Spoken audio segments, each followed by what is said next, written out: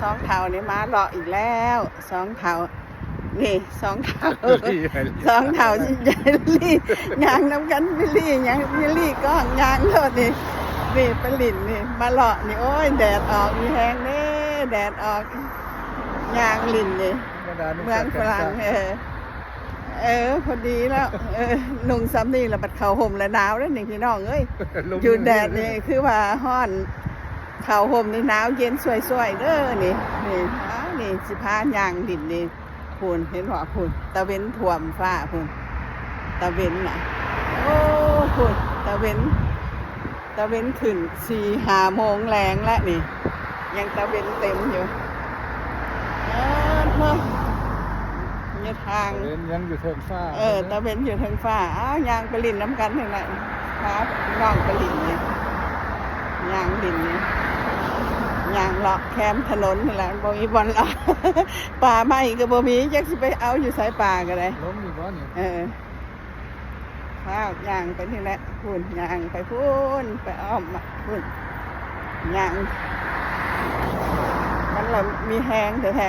ๆยางไปนี่จักสิไปใส่หนาวมันสิบ่ได้เข้าไปกินกาแฟอีกว่าแดดก็ปานเห็นยางไปยางมาเลยสิบ่ได้ไปกินกาแฟกินขนมอีกว่านี่นะเจ้าบ่อยากข่อยอยากจะมาบอกข่อยอยากข่อยก็กินได้ย่างให้ท้องลงก่อนข่อยสิไปกินหากกินข้าวอิ่มๆมาดอกเดี๋ยวนี้มันบ่ทันหิวย่างให้เบิ่งพาพี่น้องย่างดินโน่นรถกระบึนๆข้าง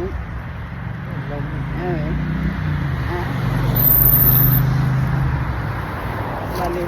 ย่างไปย่างมากะสิไปเข้าห้านคอยก็บ่อยากเข้าแล้วคอยอยากย่างเลาะดินอยู่นอกเจ้าก็ไม่แต่อยากเข้าห้านเสียก็คอยก็บ่อยากเสีย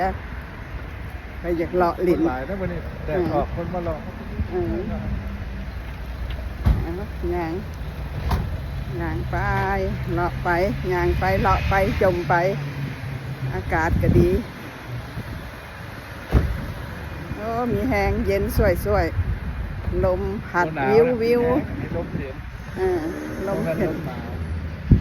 วิวแววลมกันเลย